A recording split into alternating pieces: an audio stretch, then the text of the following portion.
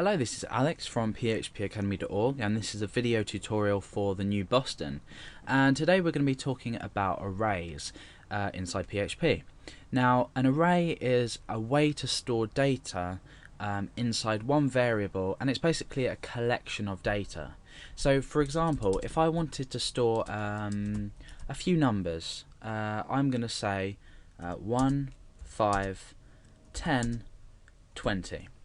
Now if I want to store these inside one place where I can access them, that would be, more useful than having to break them up somehow to use them individually.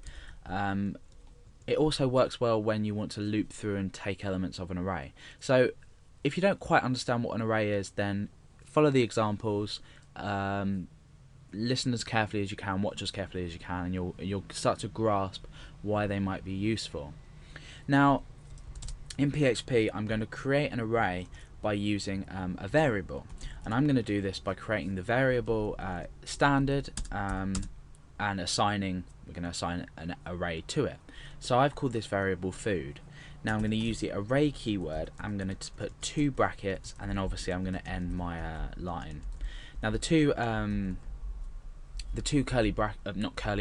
rounded brackets are where you're going to put each element of your array in. Now, an element is, or a value of an array, is automatically assigned a key, and the keys start from 0 and then they go on and on and on. So if I was to create, first of all, food here, pasta, this is key 0 of our array. This is the data held at key 0, and the value of key 0 is pasta.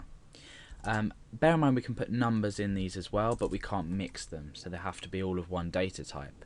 So food equals array of pasta, pizza, salad, and I've just separated these with commas, and I have put them in single quotation marks. So now we have 3 elements to our array at key 0 here, key 1 and key 2. So if I want to access, say, pizza, I'm going to say echo food, and this time I'm using square brackets. This is accessing the key of the array inside here, the element of each array, and I want to say 1. Now 1, you'd think normally would be relative to this one, but obviously this is 0, this is 1, this is 2. So we're echoing out key 1 of the array food, and we know it's an array because we're using square brackets. So this will simply echo out pizza. So let's refresh, and you can see that's echoed out pizza. The same as if we change this to 0, that's going to echo out pasta, and if we change this to 2, that's going to echo out salad. Now there's a quick way to see, that's basically arrays on their own. These are just normal arrays that we're storing data in. Now if I wanted to say see all elements of the array, I can use the print r here, the print r function, and all I do is put the name of the array in. Now this gives us it in a way that we can really understand how this is working. So if we refresh, you can now see a clear demonstration of how the array works and how each value is stored. So we start off with this array keyword. That's just there. Just out of demonstration, if you were to just echo out the array on its own, all you're displayed with is this array keyword. You're not given the elements of the array. You need to access them individually using these square brackets. But for now, if we're just using the print r food, this is just basically showing us each key of the array. So remember I said key 0, key 1 and key 2, and the value pasta is assigned to key 0, the value of pizza is assigned to key 1, and the value of salad is assigned to key 2.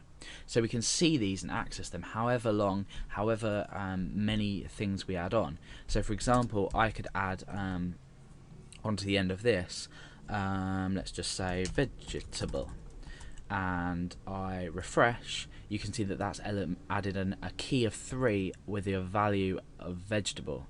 So this is just basically how arrays work. All you really need to know at this point is that you can store many different values inside one data type, and then they can be accessed individually. But later on we can look at things like associative arrays, which give us a bit more flexibility, and where we assign not keys, but we assign our own sort of keys in a specific type, if you like, that allow us to use associative arrays to their advantage, and also multi-dimensional arrays. But this is just basically arrays as a whole.